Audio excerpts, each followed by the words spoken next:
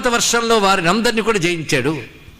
అక్కడ ఉన్న వాళ్ళు దేవతలు, దేవజాతికి చెందిన. ఈ దేవజాతులు మనం చెప్పుకున్నట్టుగా అటువంటివి.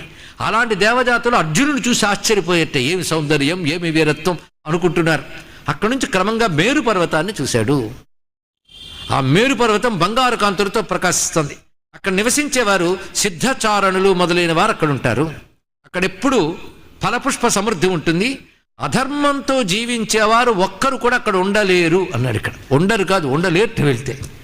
అలాంటి చోట్లు అంటే ఎన్ని దివ్య భూమికలు ఉంటాయో మనం చూస్తున్న భూమి అయింది. నేటికి కూడా హిమోత్పర్వత ప్రాంతాల్లో కొన్ని చోట్ల ఈ దివ్య భూమికలు ఉన్నాయి. సమతల ప్రదేశాల్లో కూడా కొన్ని దివ్యారణ్యాల్లో ఉంటాయి. మనకంటే కనబడవంతే. ఇక్కడ ఈ నేత్రాలు గోచరించనివి చాలా చాలా ఉంటాయి. పురాణములు వాటి గురించి ప్రస్తావిస్తాయి. కొందరు యోగులు సాధకులు వెళ్ళి అలా దర్శనం చేసిన వారు నేటికి ఉన్నారు. అలాంటి యోగులు మాత్రం వాళ్ళ యోగశక్తి చేత వాళ్ళు చూడగలిగారు. ఆ మేరు పర్వతం చూడగానే అర్జునుడు దాన్ని ప్రదక్షిణ చేసేట దాని చుట్టూ కూడా. ఇప్పుడు మేరు పర్వతం మనం అనుకుంటున్న కైలాసాదులకి సమీపమేది. కొందరు కైలాసమే మేరు అనేటువంటి వారు కూడా ఉన్నారు. తత్స్థానం కావచ్చు. ఆ దాని చుట్టూ మండలాకారంలో ఉండేదాన్ని ఇలావృత వర్షం అంటారు. ఇది ప్రధానం. పైగా అక్కడ ఒక జంబూ వృక్షం ఉంటుంది ప్రధానంగా, అంటే నేరేడు చెట్టు. సిద్ధులు చారణులు కూడా ఆ చెట్టును సేవిస్తుంటారు, అంత పవిత్రమైనది.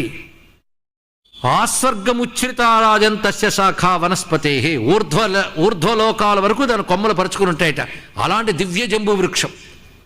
యస్య నామ్నా త్విదం ద్వీప, ఆ జంబూ వృక్ష కారణంగానే దానికి ప్రధానంగా చుట్టూ ఉన్న ద్వీపం అంతా కలిపి మనం ఉన్న చోటుతో కలిపి జంబూ ద్వీపం అనిపించుకుంటున్నది. ఏషియన్ కంట్రీస్ అని ఏవైతే అంటున్నామో ఇవి జంబూ ద్వీపం కిందకు వస్తాయి మొత్తం. దీనికి ప్రధాన మేరువు. అందుకే ఆసియా ఖండం ఒక ప్రత్యేకం అండి. ఇటు ఉన్న దేశములని ప్రాచ్య దేశములు అంటాం. ప్రాచ్యం కానివి అప్రాచ్యాలు అంటారు. పూర్వం అదొక తిట్టు, ఇప్పుడు అది తెలియదు కూడా. అవన్నీ అప్రాచ్యములు. ప్రాచ్యాల్లో ఒక దివ్యత్వం ఉంటుంది. ఇందాక చెప్పిన చీనీ ఇత్యాదులు కూడా వాళ్ళకు ఒక దివ్యమైనటువంటి సంస్కృతి ఉండేది. కానీ పాతదైన వాటంటే తగలబెట్టాలి అని ఒక ఇజం బయలుదేరింది అక్కడ కొద్ది కాలం క్రితం. చరిత్ర తెలియడం కోసం చెప్తున్నాను.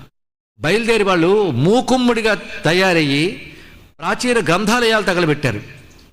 ప్రాచీన సంస్కృతి ఆనవాళ్లు పోగొట్టేశారు. అక్కడ అసలు మతం అనేది లేనట్టుగా చేశారు. అలా తావోయిజం లాంటి గొప్ప గొప్ప తాత్విక సిద్ధాంతాలు, దివ్య సిద్ధాంతాలు, దివ్య మార్గములు, మతములు ఉంటే అవన్నీ నాశనం అయిపోయింది. ఆ ఇజాలే ఇప్పుడు అక్కడ పాలిస్తున్నాయి. వాళ్ళు అప్పుడప్పుడు మన దేశం మీద దండయాత్రకు వస్తూ ఉంటారు రకరకాల కోణాల్లో. వాటిని అరికట్టడానికి సమర్థులైన వారు భారతదేశానికి ఎల్లవేళలో ఉండుగాక అని చెప్పుకోరు.